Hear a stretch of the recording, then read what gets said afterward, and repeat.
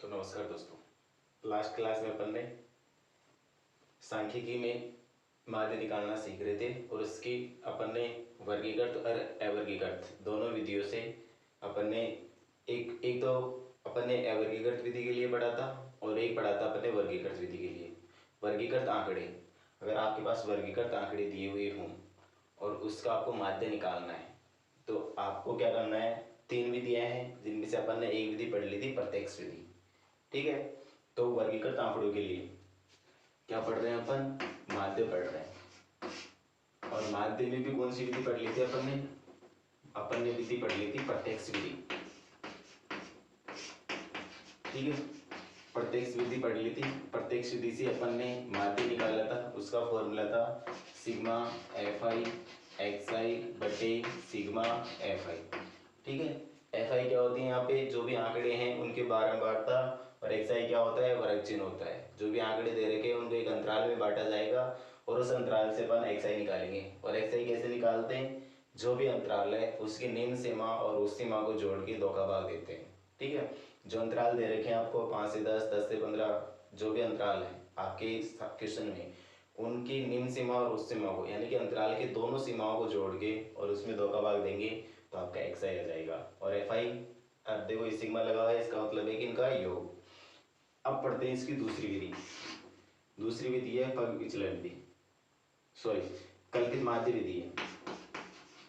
कल्पित माध्य विधि, ठीक है, यानी कि कल्पित माध्य विधि से क्या, कल्पित माध्य विधि से अगर अपन क्या निकाले, एक्स बार। क्या है ये, एक्स बार। एक्स के ऊपर एक रेखा है, विलकुनम रेखा, यानी कि एक्स बार निकालने के लिए, यानी कि माध्य निकालने के लिए formula A plus sigma f i d i बटे सिग्मा एफ आई, ये होगा।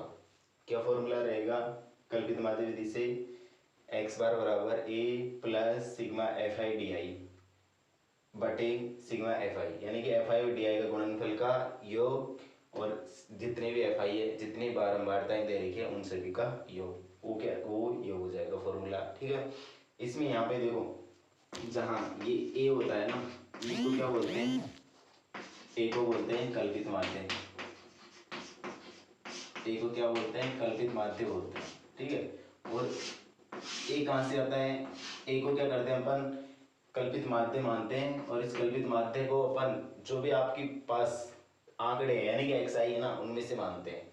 इन एक्स आई में से ए को मानते हैं, इनको क्या बोलते हैं, कल्पित माध्य। कल्पित यानी कि कल्पना करते हैं अपन की माध्य ये हो सकता है, सोचते हैं, तो ए को क्या बोलते हैं, यहाँ पे कल्पित माध्य बोलते हैं। और यहाँ पे डी आई है ना, ये डी आई निकालने का फॉर्मूला क्या हो जाता है, एक्स आई माइनस ए। ठीक है, क्या, ए तो क्या हो गया, कल्पित माध्य। कल्पित माध्य का मतलब जिनको अपन एक मान सकते हैं कि इसका माध्य ये होगा। उन आंकड़ों में एक बीच में, देखो माध्य क्या होता है, बीच की कोई संख्या होती है, तो अपन मान के चलेंगे कि ए क्या मान सकते हैं कि ये वो इसका माध्य हो सकता है।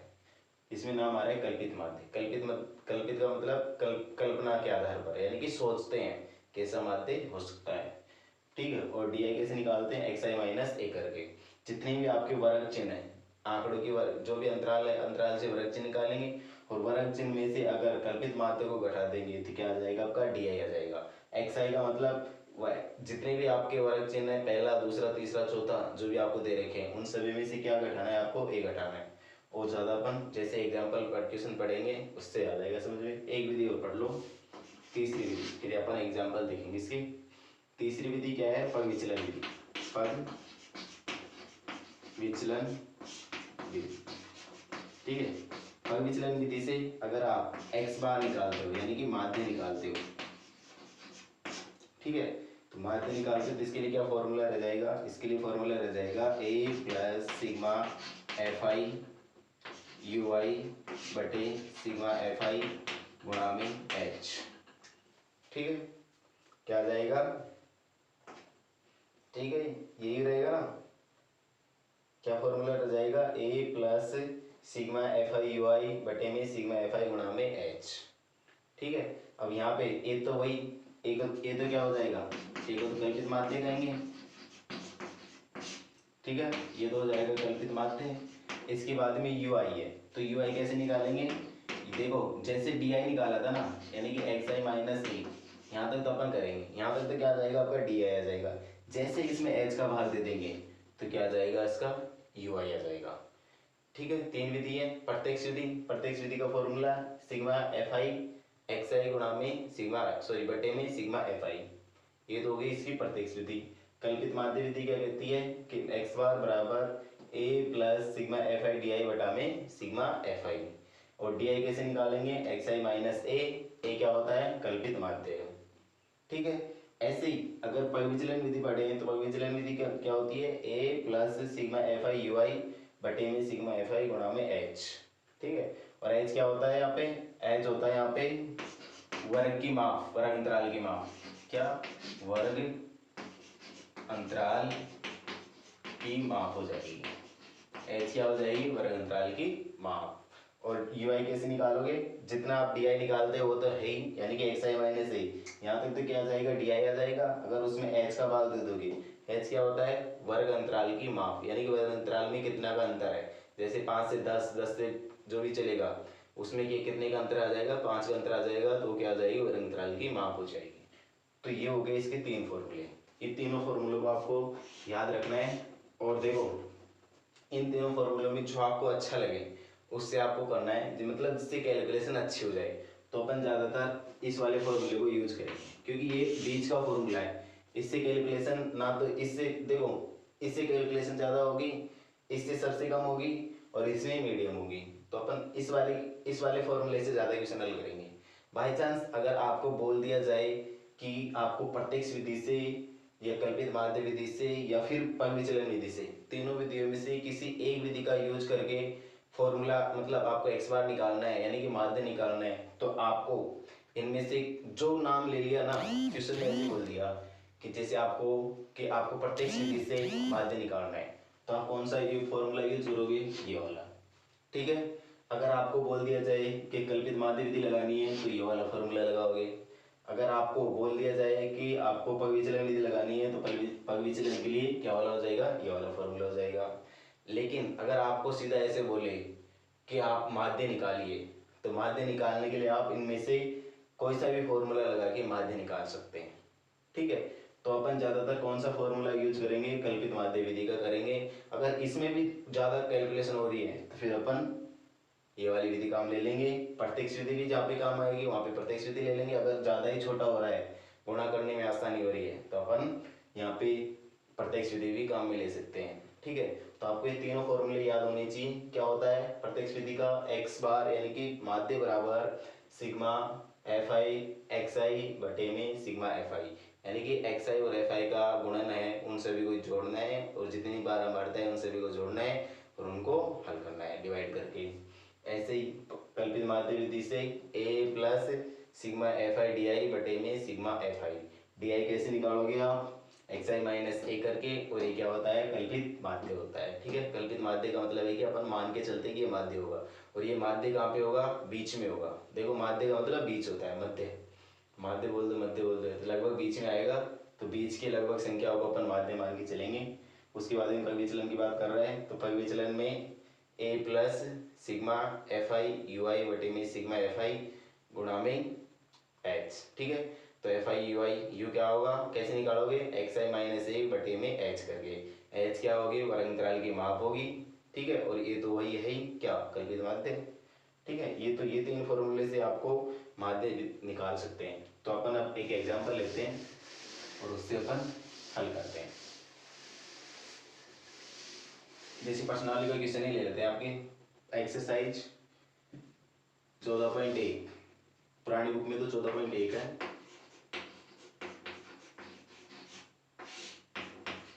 और नई बुक में 13.1 है। ठीक है, तो 14.1 का पहला ही क्वेश्चन ले लेते हैं, और वो क्वेश्चन इस प्रकार है। देखो आपको एक सारणी दे रखी है जिसमें पौधों की संख्या दे रखी है। क्या दे रखी है, पौधों की संख्या दे रखी है, पौधों की संख्या, और एक दे रखी है इसमें घरों की संख्या।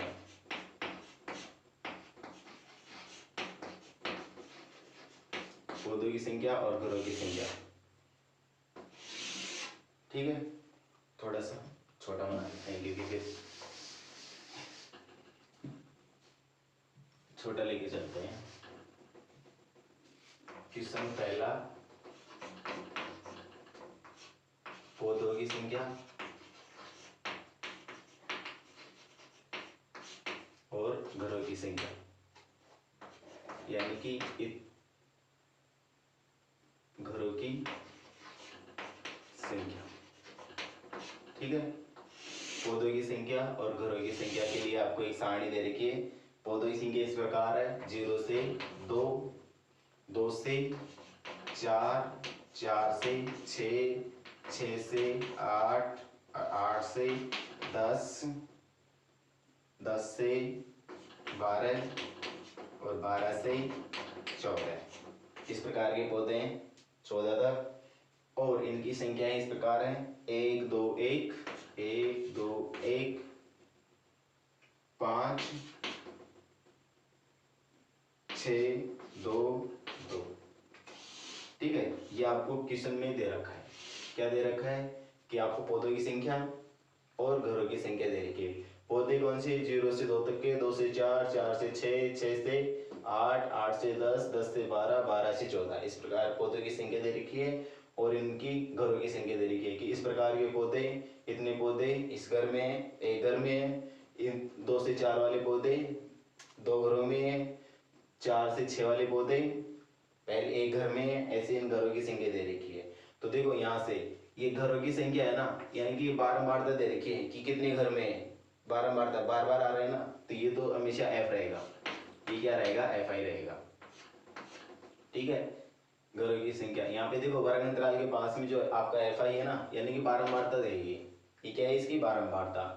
अब अपन इस क्वेश्चन को हल करने के लिए देखो, इस क्वेश्चन को हल करने के लिए अगर पहली विधि देखें तो पहली विधि कौन सी है, प्रत्यक्ष विधि। और प्रत्यक्ष विधि में अगर अपन को एक्स बार निकालना है, यानी कि माध्य निकालना है, तो क्या फॉर्मूला पढ़ा था अपन ने, एक्स बार बराबर सिग्मा, यानी कि ये तो पढ़ा था। प्रत्यक्ष विधि से अगर अपन को एक्स बार निकालते हैं तो sigma f i d i, sorry x i बटे में सिग्मा एफ आई, ये पढ़ा था अपन ने। तो देखो इसमें एफ आई तो आपको गिवन है, एफ आई तो दे रखा है, लेकिन आपको क्या चाहिए, एक्स आई चाहिए।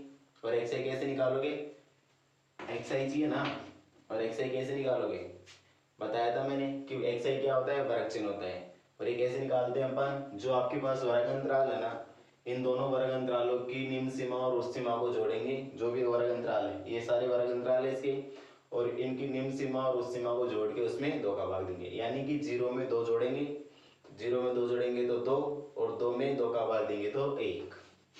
ठीक है, फिर 2 में 4 को जोड़ेंगे, इन दोनों को 2 में 4 को जोड़ेंगे तो 6, 6 में फिर 2 का भाग देंगे तो 3।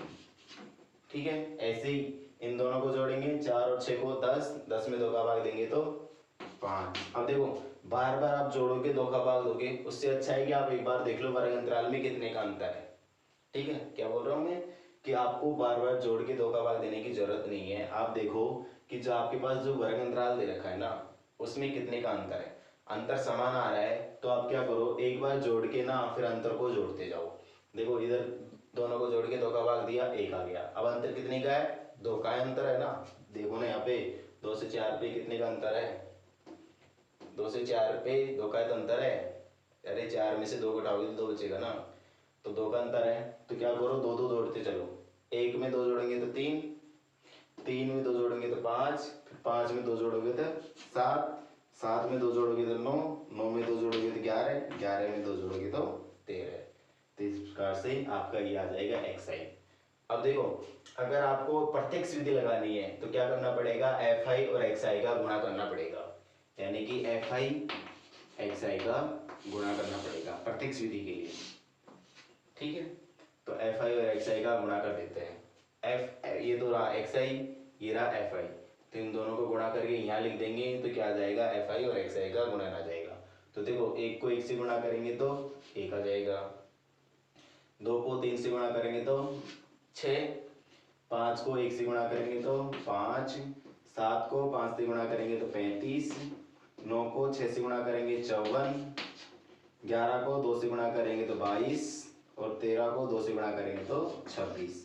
ये क्या कर दिया अपन ने, ये निकाल लिया अपन ने एफ आई एक्स आई। अगर आप प्रत्यक्ष विधि लगा रहे हो तो आपको ये फॉर्मूला यूज करना है, और ये फॉर्मूला यूज करोगे तो यहाँ पे एफ आई और एक्स आई का क्या दे रखा है, गुणन दे रखा है, जो कि कैसे निकालोगे, एफ आई और एक्स आई को गुणा करके निकालोगे। ठीक है, एक्स आई का एक मान ले लिया, एफ आई का एक मान ले लिया उसके सामने का पहला, जैसे कि एफ वन और एक्स वन, अगर आई की जगह एक रखे अपन तो इधर एफ वन आ जाएगा, इधर एक्स वन आ जाएगा, यानी कि पहला पद अगर आई का मान 2 रखें तो एफ टू और एक्स टू, तो एफ टू ये हो जाएगा, एक्स टू ये हो जाएगा, तो ये दोनों का गुणन आ जाएगा। ठीक है, तो इस प्रकार से आप ये निकाल लोगे एफ आई एक्स आई। अब फॉर्मूला क्या कहता है कि जितने आपके पास एफ आई और एक्स आई आए हैं, क्या, जितने आपके एफ आई और एक्स आई का गुणन आया है उन सभी को जोड़ो, सिग्मा, इस समीकरण का चिन्ह लग रहा है ना, इसका मतलब है कि इन सभी का योग, एफ आई और एक्स आई का योग। ठीक है, और नीचे क्या कह रहा है, सिग्मा एफ आई का योग, तो ये एफ है तो सिग्मा एफ आई का योग इधर करना है। ठीक है, अकॉर्डिंग टू प्रत्यक्ष विधि, प्रत्यक्ष विधि के अनुसार अपन ऐसा करेंगे। ठीक है, तो यहाँ से देखो सिग्मा एफ आई और एक्स आई को सभी को जोड़िए तो कितना आएगा, जोड़ दो एक बार, 6 और 2 8, 8 और 4 12, 12 5 17, 17 और 5 22, 22 और 6 कितने हो गए, 22 और 6 28 और 1 29, एक बार वापस जोड़ो, 7 7 और 5 12, 12 और 5 17, 17 और 4 21, 21 और 8 29। ठीक है, 29 हासिल के 2 हो गए, तो 2 में 3 जोड़ेंगे तो 5, 5 और 5 10, 10 और 4 14, तो क्या आ गया 149। ये तो आ गया आपका, क्या आ गया, सिग्मा एफ आई और एक्स आई का गुणन का योग। अब क्या चाहिए आपको, एफ आई का योग, तो एफ आई का योग निकालना है तो 2 और 2 4, 4 और 6 10, 10 और 5 15, 15 और 1 16, 16 और 2 अरे 2 और 2 4, 4 और 6 10, 10 और 5 15, 15 और 1 16, 16 और 2 18 और 1 19, तो ये कितना 19। तो यहाँ पे घरों की संख्या देखो 20 दे रखी है, तो आपको कहीं ना कहीं मिस्टेक है, लास्ट में ये 2 नहीं है, ये लास्ट में 3 है, तो ये कितने हैं 3 है, तो ये कितना हो जाएगा 20, और यहाँ पे भी देखो 3 को इससे गुणा करेंगे तो ये आ जाएगा 69, अरे 39 आ जाएगा ना, 3 को 13 से गुणा करेंगे तो 13 दूनी 26, 13 39। अब जोड़ो इनको, देखो कुछ गड़बड़ हो गई थी क्योंकि यहाँ पे ना 12 बारताओं की संख्या 3 थी, 2 नहीं थी क्वेश्चन में, तो 3 यहाँ लिखेंगे, तो 3 को 13 से गुणा करेंगे तो 39, अब इनको जोड़ेंगे तो देखो कितना हो जाएगा, वापस जोड़ते हैं 9 11, 11 और 4 15, 15 और 5 20, 20 और 5 25, 25 और 1 26, 26 और 6 26 और 6 32। ठीक है, तो 32 का 2 हासिल के 3, 3 6 हो गए, 6 और 5 11, 11 और 5 11 और 5 16, एक बार और जोड़ लो, 9 और 2 11, 11 15 20 25 26 32। ठीक है, 6 11 13 और 16, ठीक है, हो गया ये। अब क्या करना है आपको, सिग्मा एफ आई और एक्स आई का मान ये है, इसको इस फॉर्मूले में यूज करनी है दोनों को, तो आपका क्या आ जाएगा, एक्स बार आ जाएगा, देखो इनका योग तो 162 बटे एफ आई एक्स आई का योग कितना है 20। ठीक है, क्या करना है, एफ आई सिग्मा एफ आई और एक्स आई का योग इधर मान रख देंगे इसका, और सिग्मा एफ आई और एफ आई का योग 20 है, 20 को यहाँ रख देंगे। अब जैसे ही अपन इसको हल करेंगे तो क्या जाएगा, देखो 2 से काट लो तो ये 10, और इसमें 2 का भाग देंगे तो 8 और 1। ठीक है, क्या आ गया आपके पास, ये आ गया काटने पर, इसको काटेंगे तो 10 और ऊपर 81, यानी कि 81 बटे 10। जैसे इसको हल करेंगे तो एक बार क्या आ जाएगा आपका 8.1। ठीक है, एक्स बार क्या गया, अरे 10 में 81 का 81 में 10 का भाग देंगे तो क्या आ जाएगा 8.1 आ जाएगा ना। नीचे 1 के बाद में अगर आपके पास जीरो वाली संख्या आ जाए, 1 के बाद में जीरो ना, यानी कि ऐसे 10 100 1000 10,000 ऐसी कोई संख्या आ जाए तो आपको क्या करना है, नीचे जीरो गिनने हैं बस। नीचे जीरो गिन के पीछे से अंक छोड़ के पॉइंट लगाने। एक जीरो है तो एक अंक छोड़ना है, दो जीरो है तो दो अंक छोड़ने हैं, तीन जीरो है तो तीन अंक छोड़ने हैं। तो यहाँ पे एक के बाद में एक जीरो है, एक के बाद की संख्याएं लेनी है। अगर दो के बाद में संख्या आ रही है तो वहाँ पे आपको एक के बाद में संख्या बनानी पड़ेगी जीरो वाली। तो यहाँ पे अगर एक के बाद में जीरो आ रहा है ना, तो आपको जीरो गिनने हैं और पीछे से अंक छोड़ के पॉइंट लगाने हैं। जितने जीरो होंगे उतने अंक छोड़ेंगे और पॉइंट लगाएंगे। जैसे यहाँ पे एक के बाद में एक जीरो था तो पीछे से एक अंक छोड़ा, एक और पॉइंट लगा दिया बीच में। ठीक है, तो इस प्रकार से इसको हल करेंगे तो ये आ जाएगा आपका एक्स बार। यानी कि ये तो अपन ने कौन सी विधि से किया, प्रत्यक्ष विधि से हल किया अपन ने। ठीक है, प्रत्यक्ष विधि से हल करने के लिए क्या करना पड़ेगा आपको, एक्स आई निकालेंगे। एक्स आई सभी के लिए निकालेंगे, चाहे कोई सी विधि हो, चाहे प्रत्यक्ष विधि हो, चाहे आपकी कल्पित माध्य विधि हो, चाहे आपकी पविचलन विधि हो। तीनों विधियों के लिए आपको क्या करना पड़ेगा, एक्स आई निकालना पड़ेगा। एक्स आई निकालने के बाद में एफ आई और एक्स आई का, एफ आई और एक्स आई का गुणन करोगे तो वहाँ से आप प्रत्यक्ष विधि लगा सकते हो। ठीक है, और प्रत्यक्ष विधि से क्या करना पड़ेगा, इन दोनों को बना करके सभी को जोड़ देंगे, सभी एफ आई को जोड़ देंगे, जोड़ के इस फॉर्मूले में मान रखेंगे और हल करेंगे तो आपका एक्स बार आ जाएगा, यानी कि माध्य आ जाएगा। Okay guys.